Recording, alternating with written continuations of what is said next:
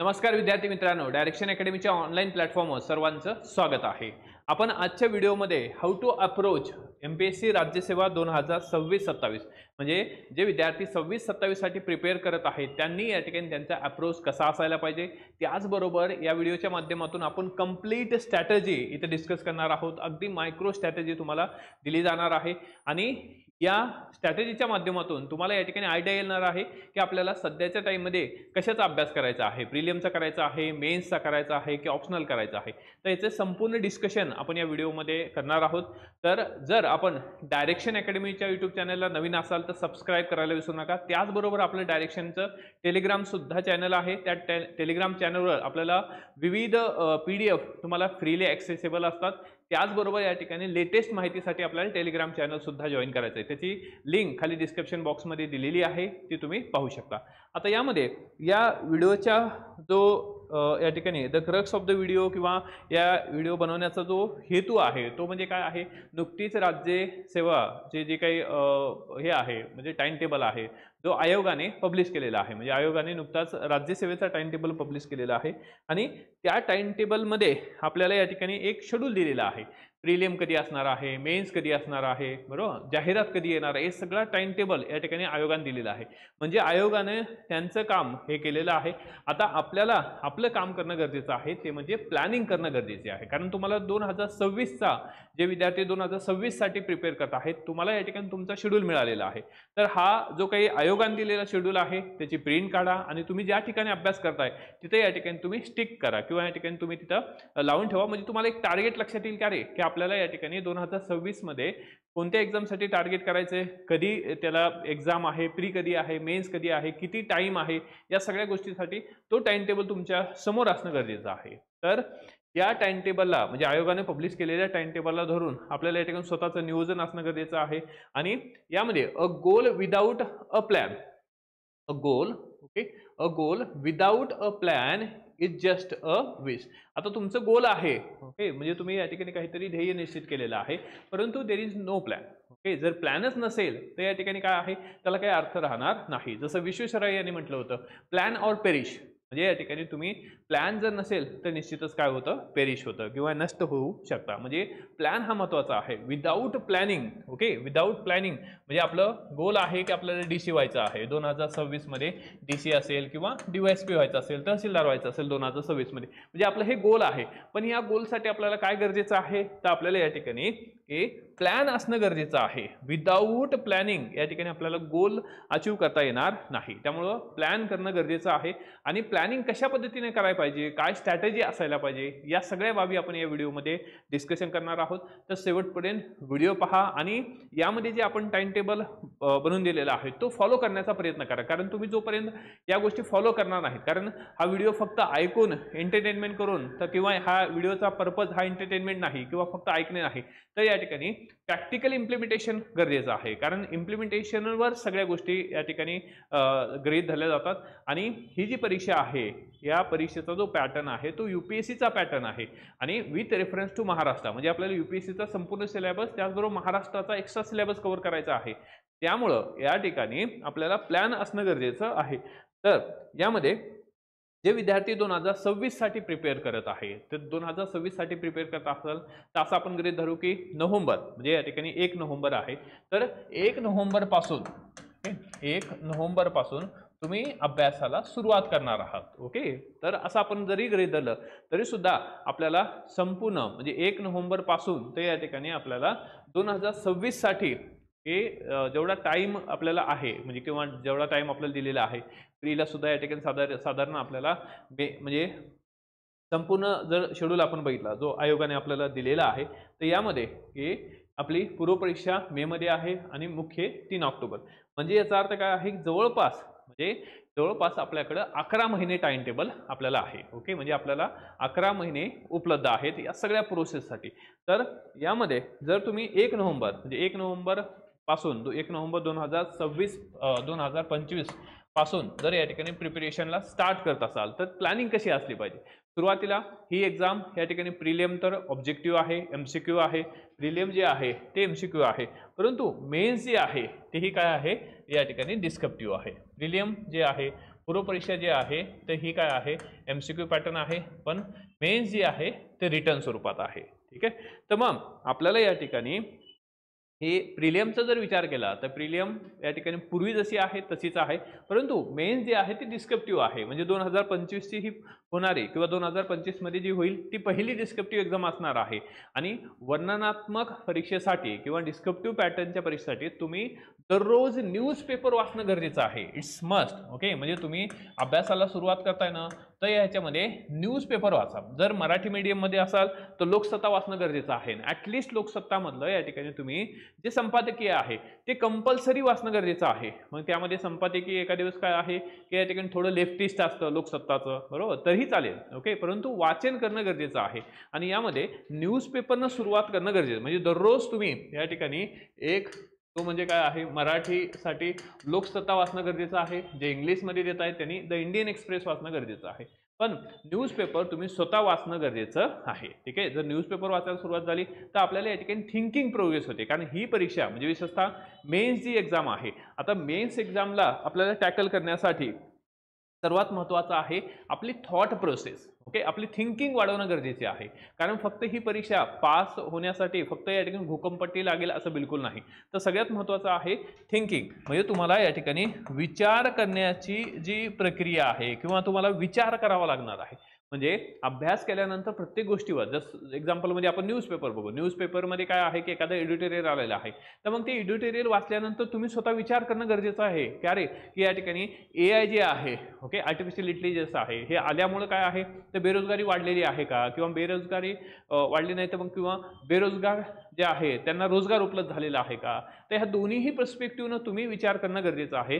म्हणजे आपली या ठिकाणी थिंकिंग प्रोसिजर या ठिकाणी वाढवणं गरजेचं आहे. थिंकिंग वाढवणं गरजेचं आहे. त्याचबरोबर या ठिकाणी योग्य पद्धतीने रिकॉल करणं गरजेचं आहे. आणि हे झाल्यानंतर आपल्याला सर्वात महत्त्वाचं आहे आपल्याला रायटिंग प्रॅक्टिस. ओके. कारण साधारण आपल्याला 7 ते 8 मिनिटामध्ये एक क्वेश्चन सॉल्व्ह करायचा असतो. समजा एक्झाम्पलमध्ये 10 मार्काचा क्वेश्चन आहे तर 7 ते 8 मिनिटामध्ये आपल्याला तो प्रश्न सॉल्व्ह करायचा आहे. म्हणजे जनरली आपण सुरुवात केली त्या ठिकाणी सुरुवातीला आपल्याला कमीत कमी 15 ते 20 मिनिटं लागतील एक पेपर 10 मिनिटाचा सॉल्व्ह करायला. ठीक आहे. 10 मार्काचा सॉल्व्ह करायला. त्यामुळं या ठिकाणी आधी तर आपली थिंकिंग प्रोसिजर स्ट्रॉंग करणं गरजेचे आहे.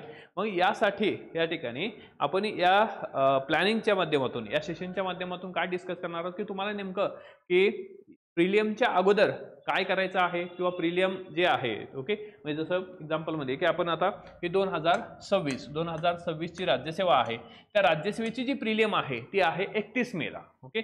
तर या ठिकाणी 31 मेला ही काय आहे राज्यसेवेची प्रिलियम आहे. आणि त्यानंतर 31 मेला प्रिलियम आहे आणि मुख्य परीक्षा जी आहे ती मुख्य परीक्षा स्टार्ट होणार आहे 3 ऑक्टोबरला. ओके. म्हणजे पूर्वपरीक्षा 31 मे पर्यंत आहे आणि मुख्य परीक्षा कधी आहे 3 ऑक्टोबरला आहे.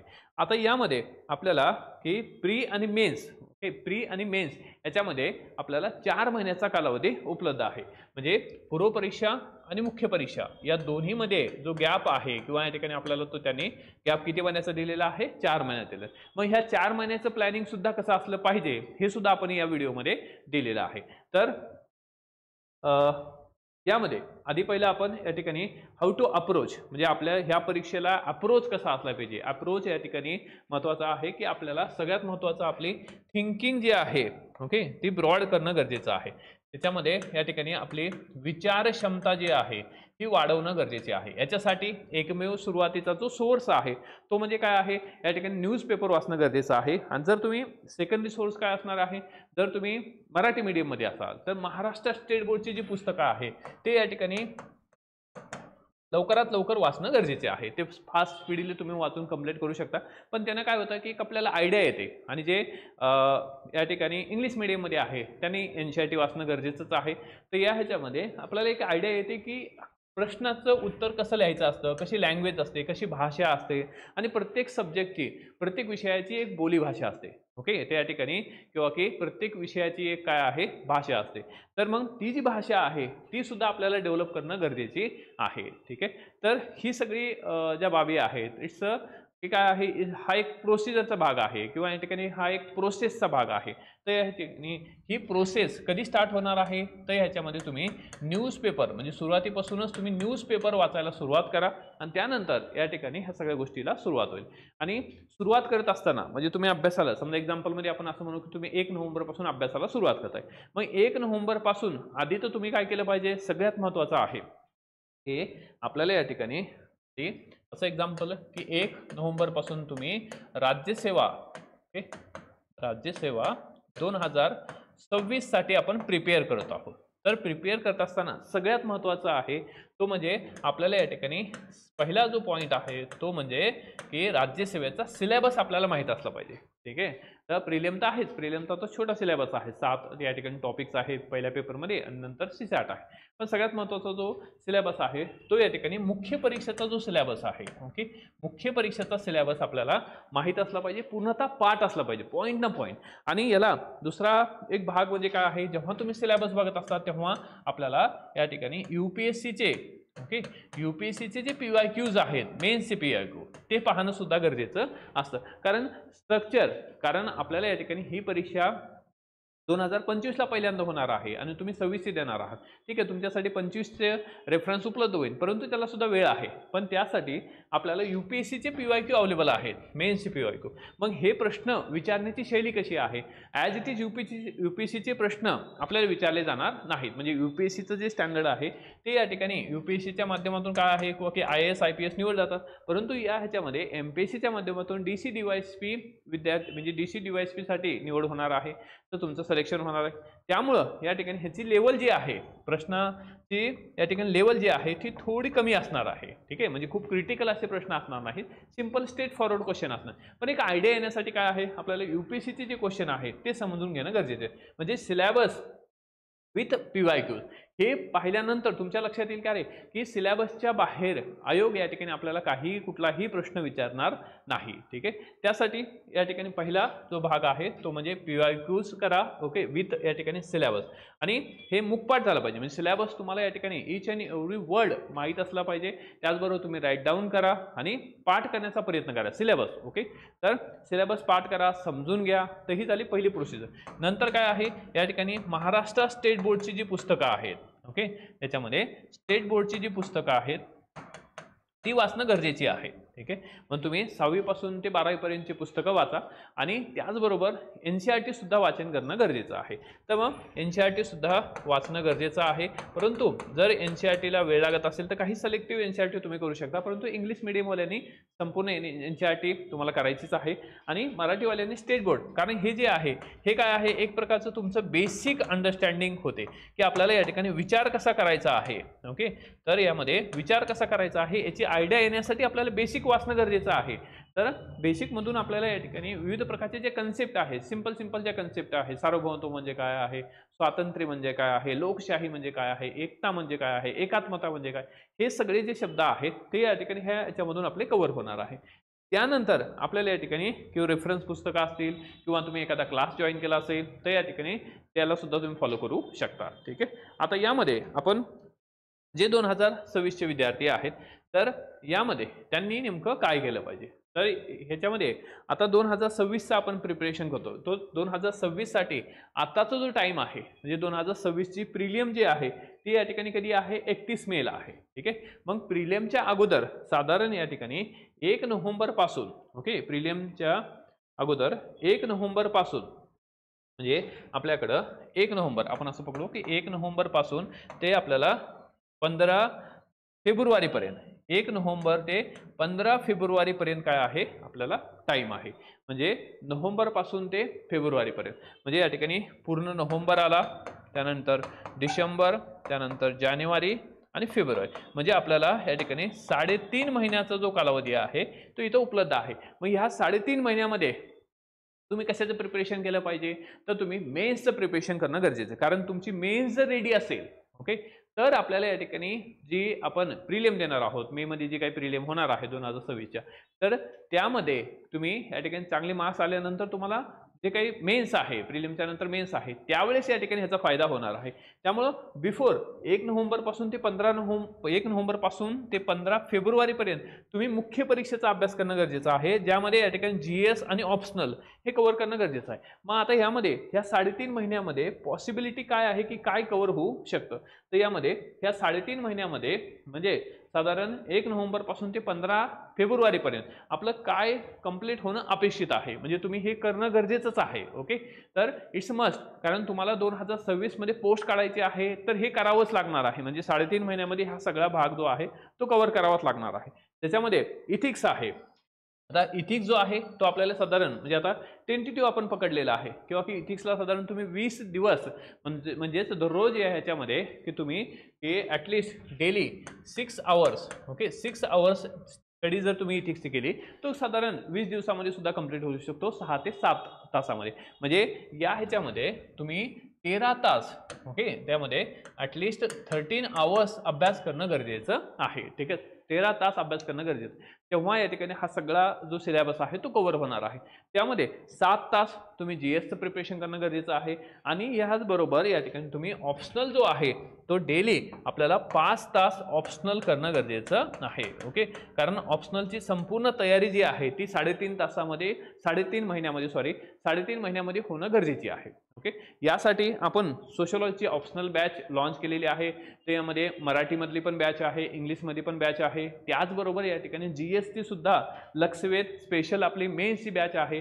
त्याचबरोबर प्री आणि मेन्सची आपल्याकडं फिनिक्स बॅच आहे. ह्या बॅचेस अवेलेबल आहे, त्याचे डेमो लेक्चर सुद्धा तुम्ही पाहू शकता, आणि या टाइम टेबलला मॅच करून त्या बॅचेस सुद्धा या ठिकाणी तुम्हाला जॉईन करता येतील.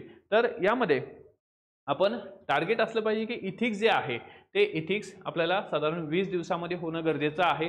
कारण हा जो टाइम आहे म्हणजे 1 नोव्हेंबर ते 15 फेब्रुवारी म्हणजे तुमच्याकडं 3.5 महिन्याचा जो कालावधी आहे, तर ह्या 3.5 महिन्याच्या कालावधीमध्ये आपल्याला इथिक्स कंप्लीट होणं गरजेचं आहे. त्याचबरोबर या ठिकाणी आपल्याला सोसायटी कव्हर करणं गरजेचं आहे. सोशल जस्टिस जो साधारण या ठिकाणी 45 मार्कासाठी 45-50 मार्काचा हा सिलेबस आहे तो या ठिकाणी कव्हर होतो. 60 मार्काचा जवळपास या ठिकाणी सोसायटी आहे तो पण कव्हर करणं गरजेचं आहे. म्हणजे सोसायटी म्हणजे असे सब्जेक्ट आपल्याला करायचे आहेत की जे तुम्हाला अननोन आहेत, म्हणजे जे तुम्ही पहिल्यांदा वाचणार आहात. कारण काय होतं की जेव्हा प्रिलियमचं तुम्ही म्हणजे 15 फेब्रुवारीपासून तुम्ही प्रिलियमला सुरुवात करणार आहात, म्हणजे प्रिलियमला सुरुवात केल्यानंतर तुम्हाला या ठिकाणी पॉलिटी, हिस्ट्री, जिओग्राफी हे सब्जेक्ट वाचायचेच आहे जे नोन सब्जेक्ट आहे. म्हणजे या ठिकाणी जे अननोन सब्जेक्ट आहे किंवा जे सब्जेक्ट तुमच्यासाठी नवीन आहेत ते आधी कव्हर करणं गरजेचे आहे. कारण प्रिलियम झाल्यानंतर हे सब्जेक्ट जर मागे राहिले तर या ठिकाणी आपलं की त्या प्रमाणात आपला परफॉर्मन्स होणार नाही. तर यासाठी आपल्याला सुरुवातीला जे अननोन सब्जेक्ट आहे, पूर्णतः नवीन आहेत आपल्यासाठी, ते आपल्याला वाचणं गरजेचं आहे. त्यातला पहिला आहे इथिक्स, म्हणजे 250 मार्काचा पेपर तुम्ही इथं कंप्लीट करणं गरजेचं आहे, म्हणजे तुमचं बर्डन कमी होणार आहे. तर यामध्ये इथिक्स कंप्लीट करा. त्यानंतर सोसायटी आणि social justice. Society GS paper फर्स्टमध्ये आहे, सोशल जस्टिस GS पेपर 2 मध्ये आहे. तर यामध्ये हे जे सोसायटी आणि सोशल जस्टिस आहे इंटरकनेक्टेड आहेत, लिंकेजेस आहेत, हे लिंकेजेस सुद्धा आपल्याला माहीत असणं गरजेचं आहे. त्यानंतर आपल्याला गव्हर्नन्स आहे GS पेपर 2 चा, हा सुद्धा कव्हर करणं गरजेचं आहे. तर सोसायटी आणि सोशल जस्टिसला 20 दिवस तुम्ही देऊ शकता. त्यानंतर गव्हर्नन्स जो आहे ह्यासाठी तुम्ही 10 दिवस देणं गरजेचं आहे. 10 दिवसात हा गव्हर्नन्स पूर्ण कंप्लीट होतो. त्यानंतर इंटरनल सिक्युरिटी आहे, ओके, त्या ठिकाणी इंटरनॅशनल रिलेशन्स आहेत, IR आहे जो पेपर 2 चा भाग आहे. तर IR सुद्धा आपल्याला महत्त्वाचा आहे. साधारण 45 ते 50 मार्काला हा IR विचारला जातो, तर त्यासाठी 15 दिवस आहेत. आणि इंटरनल सिक्युरिटी आहे, okay, internal security paper number 3. तर त्यामधला या ठिकाणी या 15 दिवस या इंटरनल सिक्युरिटीला देणं गरजेचं. म्हणजे याच्यामध्ये आपण इथिक्स पूर्ण कव्हर करणार आहोत. त्यानंतर या ठिकाणी सोसायटी आणि सोशल जस्टिस कंप्लीट करणार, गव्हर्नन्स कंप्लीट करणार आहोत. त्यानंतर इंटरनॅशनल रिलेशन्स कंप्लीट करणार आहोत. त्यानंतर या ठिकाणी इंटरनल सिक्युरिटी. म्हणजे हे सगळं जर पाहिलं तर या ठिकाणी आपला किती मार्काचा सिलेबस कव्हर होतो? हा 500 मार्काचा सिलेबस आपला इथं या ठिकाणी कव्हर होणार आहे. 500 पेक्षा जास्त मार्काचा सिलेबस जो आहे तो इथं आपला कव्हर होणार आहे. तर म्हणजे यामधले आपले या ठिकाणी 250 मार्क असतील आणि बाकीचे 250, म्हणजे 500 साधारण जो आहे तो या ठिकाणी इथं कंप्लीट होईल. आणि त्याचबरोबर ऑप्शनलमध्ये आपल्याला डेली, ओके, डेली ऑप्शनलला आपल्याला 5 तास हे ऑप्शनलसाठी द्यायचे आहेत. म्हणजे समजा तुम्ही ऑनलाईन क्लास जॉईन केला, आपल्याकडे ऑनलाईन त्याचबरोबर ऑफलाईन दोन्ही पद्धतीने सोशॉलॉजी अवेलेबल आहे, तर तुम्ही दररोज 2 लेक्चर जरी पाहिले, ओके, किंवा या ठिकाणी 2 तासाचे 2 लेक्चर जरी पाहिले, तर तुम्ही किंवा 3 लेक्चर पहा, 3 आवर्स लेक्चर पाहिले आणि त्यानंतर 2 आवर जे आहे हे तुम्ही रिव्हिजन करू शकता. म्हणजे जे वाचन केलेलं आहे किंवा ते म्हणजे ऐकलेलं आहे किंवा जे लेक्चर केलेलं आहे, अटेंड केलेलं आहे, त्याचंच तुम्ही रिव्हिजन करायचं आहे. म्हणजे याचा अर्थ काय आहे की हे 2 तासामध्ये आपलं कव्हर होणार आहे. आणि सोशियोलॉजी हा सब्जेक्ट जो आहे हाय स्कोरिंग आहे, याचा फायदा आपल्याला GS1 पण होणार आहे, 2 मध्ये पण आहे, 3 मध्ये पण आहे, त्याचबरोबर एसए मध्ये सुद्धा ह्याचा वापर होत असतो. ठीक आहे, त्यामुळे सोशियोलॉजी जो आहे तो या ठिकाणी लवकरात लवकर कव्हर होऊ शकतो. आणि यामध्ये सोशियोलॉजीमध्ये तुम्हाला कुठल्याही प्रकारचं पुस्तक वाचायची गरज नाही, आम्ही सगळ्या तुम्हाला PDF स्वरूपात नोट्स प्रोव्हाइड करणार आहोत. तर यासाठी डायरेक्शन अकॅडमीचं ॲप आहे, त्या ठिकाणी सुद्धा बॅच ऑलरेडी सुरू आहे. त्यामध्ये डेमो लेक्चर्स आहेत, यूट्यूब चॅनल आहे, त्यावर सुद्धा डेमो लेक्चर्स आहे. ठीक आहे, तर यामध्ये तुम्ही ऑप्शनल कंप्लीट करणं गरजेचं आहे. ठीक आहे, आता हे काय आहे, एकदम आयडियल स्ट्रॅटेजी आहे. म्हणजे ही स्ट्रॅटेजी तुम्ही या ठिकाणी फॉलो करणं गरजेचं आहे. कारण जोपर्यंत तुम्ही ह्या गोष्टी फॉलो करणार नाही, कारण तुमच्याकडे एवढाच टाईम आहे. ठीक आहे, म्हणजे 3.5 महिन्यामध्ये हे ऑप्शनलचे 500 आणि GSचे 500, म्हणजे तुम्ही 1000 मार्काची तयारी जी आहे हे आपल्याला कंप्लीट करतोय. 1750 पैकी 1000 मार्क, म्हणजे आपण 1750 पैकी 1000 मार्काची तयारी इथं कंप्लीट करतो. इव्हन या ठिकाणी प्रत्येक संडेला आपण एखादा एस्से सुद्धा लिहिणं गरजेचं आहे. म्हणजे एस्सेचे जे 250 मार्क आहेत ते सुद्धा इथं कव्हर होतील. म्हणजे की आपण 3.5 महिन्यामध्ये जवळपास 1250 मार्क, 1750 पैकी 1250 मार्काची आपण तयारी इथं करतो ह्या 3.5 महिन्यात. परंतु हे जे टास्क आहे हे खूप या ठिकाणी किंवा की हार्ड टास्क आहे. म्हणजे या ठिकाणी it's not a cake walk, म्हणजे या ठिकाणी किंवा की हे काही सहज होईल असं बिलकुल नाही. त्यासाठी आपल्याला खूप मेहनत घ्यावी लागणार आहे. यासाठी तुम्हाला योग्य मार्गदर्शन सुद्धा गरजेचं आहे, योग्य डायरेक्शन सुद्धा गरजेचं आहे. आणि ज्या व्यक्तीने या ठिकाणी मेन्स दिलेले आहेत, इंटरव्ह्यू दिलेला आहे UPSCचा, तर असे लोक तुम्हाला एक चांगल्या पद्धतीने गाईड करू शकतात, चांगलं डायरेक्शन देऊ शकतात. तर तशाच प्रकारची टीम आपल्याकडे अवेलेबल आहे. तर तुम्ही या ठिकाणी या सगळ्या गोष्टीसाठी बॅच सुद्धा जॉईन करू शकता. ठीक आहे, त्याचबरोबर तुम्ही सेल्फ सुद्धा करू शकता. सेल्फ सुद्धा या ठिकाणी तुम्हाला म्हणजे असे अनेक विद्यार्थी आहेत की सेल्फ करून सुद्धा या ठिकाणी पास झालेले आहेत. तर आणि विशेषतः काय आहे की तुम्ही घरी बसून अभ्यास करता येतो. म्हणजे आता हा सगळा जे बाबा आहे तो ऑनलाईन बॅच सुद्धा अवेलेबल आहेत. म्हणजे तुम्ही ऑनलाईन घरी बसून सुद्धा अभ्यास करू शकता. ठीक आहे, आता यामध्ये पहिला जो भाग झाला तो मेन्स झाला. त्यामध्ये आपण 3.5 महिन्यामध्ये जवळपास 1250 मार्काची तयारी तुम्हाला करायची आहे. तर टाइम कमी आहे, परंतु या ठिकाणी पोटेन्शियली त्याचबरोबर या ठिकाणी टू द पॉइंट आणि योग्य मार्गदर्शनामध्ये तुम्ही तयारी करणं गरजेची आहे. दुसरं आहे, आता दुसरा टप्पा, जो सेकंड टप्पा जो आहे तो 15 फेब्रुवारी ते 31 मे आहे. आता 15 फेब्रुवारी ते 31 मेच्या दरम्यान तुम्हाला या ठिकाणी संपूर्ण जो सिलेबस आहे, म्हणजे या ठिकाणी प्रिलियमचा GSचा सिलेबस असेल तो कंप्लीट करायचा आहे, त्याचबरोबर CSATचा सिलेबस सुद्धा कंप्लीट करायचा. आणि याच्यासाठी आपल्याला या ठिकाणी फेब्रुवारीपासून ते मे पर्यंतचा टाइम आहे. आणि या 15 फेब्रुवारी ते 31 मे या दरम्यान हा संपूर्ण सिलेबस निश्चित कव्हर होतो. आणि यामध्ये संपूर्ण जे टॉपिक आहेत, म्हणजे GSचे 7 टॉपिक असतील, त्याचबरोबर CSAT आहे. आणि CSAT काय आहे, आपल्याला क्वालिफाईंग आहे. म्हणजे ह्याच्यामध्ये आपल्याला 200 मार्कापैकी काय आहे, 66 ते 67 मार्काची गरज आहे, 33%. आणि हा क्वालिफाईंग आहे. परंतु क्वालिफाईंग जरी असला तरी सुद्धा आपल्याला तो प्रिपेअर करणं गरजेचं आहे. परंतु हे करण्यासाठी आपल्याला हाच टाइम यूज करायचा आहे. कारण तुम्ही आतापासून जर प्रिलियमची तयारी केली तर तुम्ही मेन्स कधी करणार आहात. त्यामुळं प्रिलियम जे आहे ते या ठिकाणी 15 फेब्रुवारीपासूनच आपल्याला स्टार्ट करायचं आहे. तर त्याच्या अगोदर तुम्ही या ठिकाणी मॅक्सिमम मेन्सचा सिलेबस कव्हर करा. ॲटलिस्ट या ठिकाणी 1000 मार्काची तयारी करणं गरजेचं आहे. GS विथ ऑप्शनल कंप्लीट होणं गरजेचं आहे. तरच आपल्याला 2026 मध्ये आपलं ड्रीम आहे की या ठिकाणी तुमचं एक गोल आहे की 2026 मध्ये आपल्याला पोस्ट काढायची किंवा 2026ची जी एक्झाम आहे ती आपल्याला क्रॅक करायची. त्यासाठी हा जो शेड्यूल आहे हा आपण बनवलेला आहे. आणि याला जर डेफिनेटली तुम्ही फॉलो केलं तर यामध्ये तुम्हाला या ठिकाणी किंवा की जे प्लॅनिंग करायचं आहे किंवा एक आयडिया येण्यासाठी हा सगळा प्रोग्राम आपण तयार केलेला आहे. त्याचबरोबर डायरेक्शन अकॅडमी मार्फत पूर्णपणे प्री आणि मेन्ससाठी आपण डेडिकेटेड अशी फिनिक्स बॅच सुरू आहे. ती बॅच सुद्धा तुम्ही जॉईन करू शकता. त्यानंतर आता आपण प्रिलियम झाली. ठीक आहे, तर आता प्रिलियमच्या नंतर म्हणजे तुमची जी पूर्वपरीक्षा आहे ती पूर्वपरीक्षा काय आहे, या ह्याच्यामध्ये 31 मे, ओके, 31 मे पर्यंत आपण या ठिकाणी हा सगळा भाग कव्हर करायचा आहे.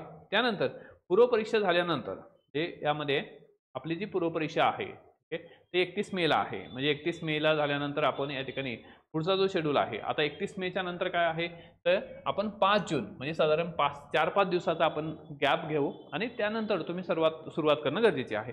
मग 5 जून पासून ते 2 ऑक्टोबरपर्यंत, म्हणजे 5 जून पासून ते 2 ऑक्टोबर म्हणजे तुमच्याकडे 80 दिवस आहे. आणि हे 80 दिवस तुम्हाला काय करायचं आहे की ह्याच्यामध्ये की तुम्हाला की एक तर 80 दिवसामध्ये तुम्ही जे या ठिकाणी वाचन केलेलं आहे, ओके, किंवा या ठिकाणी जे राहिलेलं आहे, आता याच्यामध्ये प्रिलिममध्ये बरेच जे सब्जेक्ट आहेत जे मेन्समध्ये तुम्हाला कामाला येणार, जसं पॉलिटी आहे, तुम्ही प्रिलिमला वाचलेलं आहे म्हणजे तुमचं या ठिकाणी इथं सुद्धा ते फिनिश झालेलं आहे. जिओग्राफी प्रिलिमला वाचलेलं आहे त्यामुळे मेन्सचं सुद्धा तिथं कव्हर होणार आहे.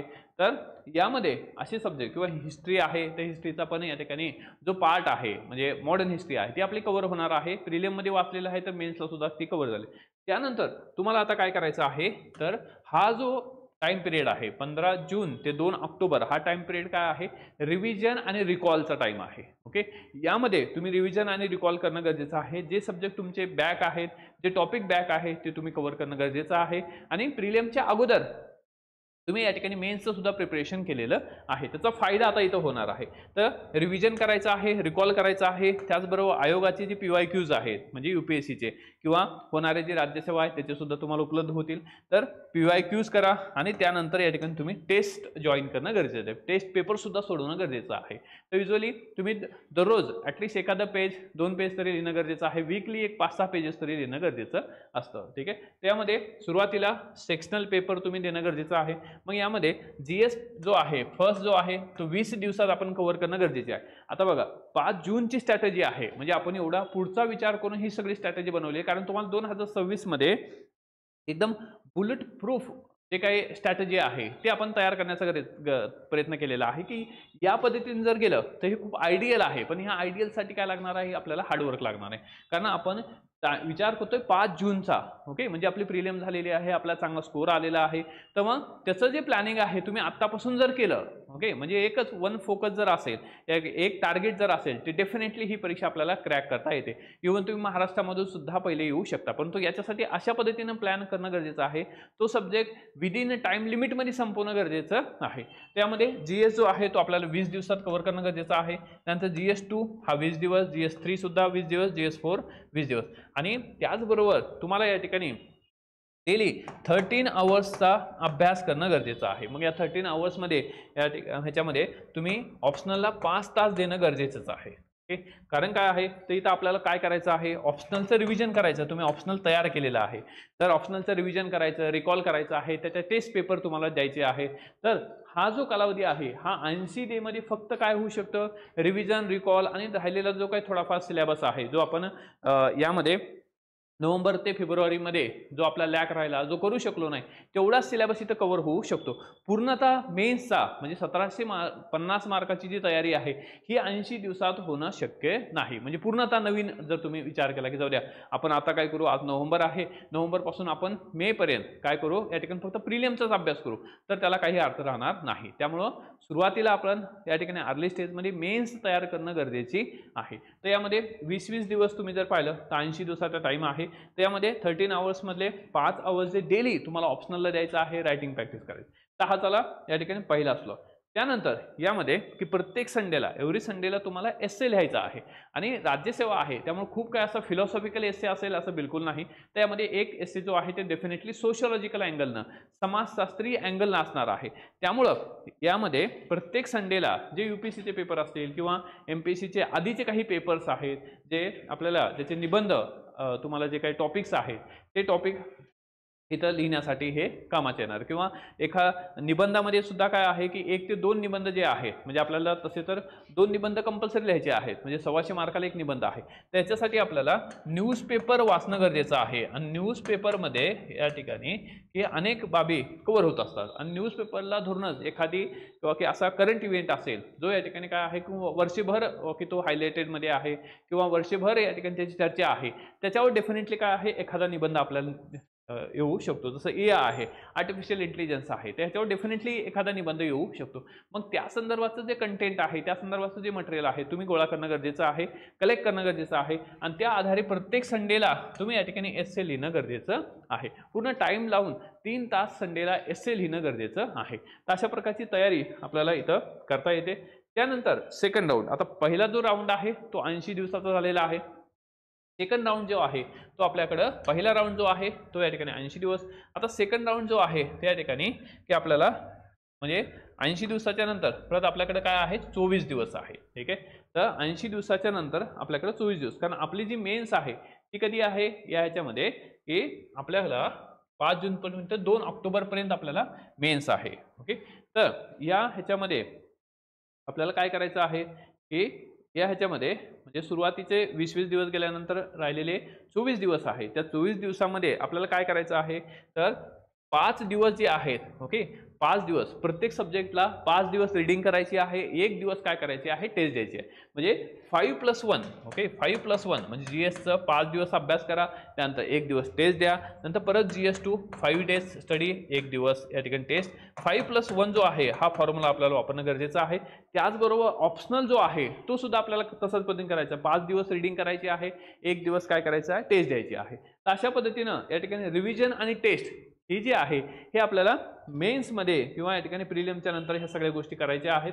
त्यानंतर थर्ड राऊंड जो आहे तो लास्ट 10 दिवसाचा आहे. ओके, तर यामध्ये थर्ड जो राऊंड आहे तो 10 दिवसाचा आहे. आता ह्या 10 दिवसामध्ये आपल्याला नेमकं काय करायचं आहे, लास्ट 10 डे म्हणजे परीक्षेच्या अगोदर, म्हणजे आपली परीक्षा आहे 2 ऑक्टोबरला, तर ह्या 2 ऑक्टोबरच्या अगोदर आपल्याला काय करायचं आहे, तर 2 ऑक्टोबरच्या अगोदरचे जे 10 दिवस आहे तर या ठिकाणी आपल्याला सिम्युलेशन करायचं आहे. सिम्युलेशन म्हणजे काय आहे, तर या ठिकाणी आयोगाप्रमाणे आपल्याला पेपर प्रॅक्टिस करायची. आयोगाप्रमाणे पेपर प्रॅक्टिस. आता आयोगाप्रमाणे पेपर प्रॅक्टिस म्हणजे काय आहे, त्यामध्ये आपल्याला 2 स्लॉटमध्ये काय करायचं, पेपर सोडवायचे आहे.